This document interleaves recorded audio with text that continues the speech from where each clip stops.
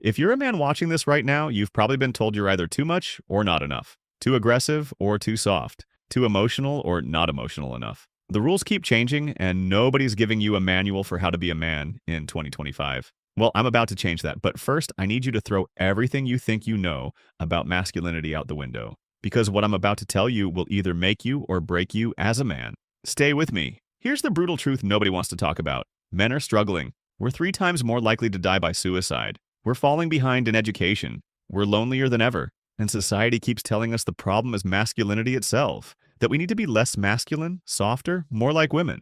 But that's not the answer. The real problem isn't masculinity, it's that we've been sold a counterfeit version of it. We've been taught that being a man means never showing weakness, never asking for help, never crying, never being vulnerable. We've been taught that our worth comes from how much money we make, how many women we can get, or how physically strong we are. But what if I told you that the strongest men I know are the ones who can cry? What if I told you that the most attractive men are the ones who aren't afraid to be vulnerable? What if everything you've been taught about being a man is keeping you from becoming the man you're supposed to be? Real masculinity isn't about suppressing emotions, it's about mastering them. There's a difference. When you suppress emotions, they control you from the shadows. When you master them, you become unstoppable. A real man in 2025 knows how to feel anger without becoming violent. He knows how to feel fear without being paralyzed. He knows how to feel sadness without drowning in it. He knows how to feel love without losing himself in it. You want to know what courage looks like? It's not the absence of fear, it's feeling the fear and choosing to do what's right anyway. It's admitting when you're wrong. It's apologizing when you've hurt someone. It's asking for help when you need it. It's standing up for someone who can't stand up for themselves, even when it costs you something. That's masculine energy. That's power. So, what does it actually look like to be a man in 2025? Let me break it down for you. First, you protect and provide, but not just financially. You protect people's feelings, their dignity, their dreams.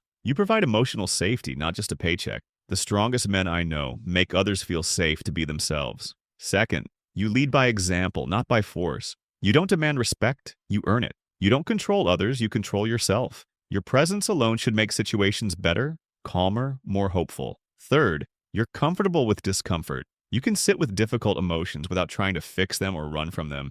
You can have hard conversations. You can admit when you don't know something. Fourth, you understand that vulnerability is not weakness. It's courage. The man who can say, "I'm struggling," is stronger than the man who pretends everything is fine while falling apart inside. Fifth, you build others up instead of tearing them down. Real men don't need to make others smaller to feel bigger. Your masculinity should lift others up, not put them down. Now here's how you actually do this. This isn't theory, this is practice. Start with your emotional vocabulary. Most men can identify maybe 5 emotions: mad, sad, happy, scared, and fine. That's not enough.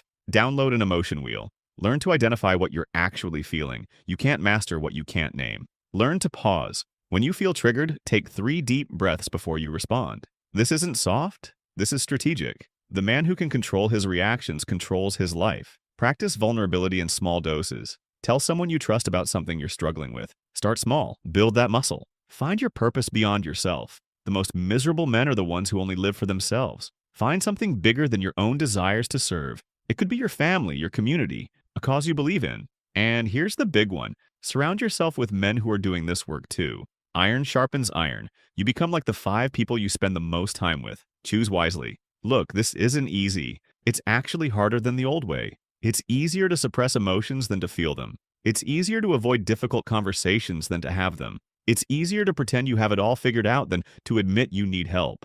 But easy doesn't make you a man. Comfort doesn't make you strong. The path of the least resistance doesn't lead to greatness. The world needs men who are strong enough to be gentle, confident enough to be humble, secure enough to be vulnerable. The world needs men who can feel deeply and think clearly. The world needs men who can fight for what's right without becoming what's wrong. So I'm asking you, what kind of man do you want to be? The counterfeit version that our culture sold you? Or the real thing? The choice is yours, but choose quickly. The world is waiting for men like you to step up. And if this message hit you where you needed to hear it, share it with another man who needs to hear it too. We're in this together.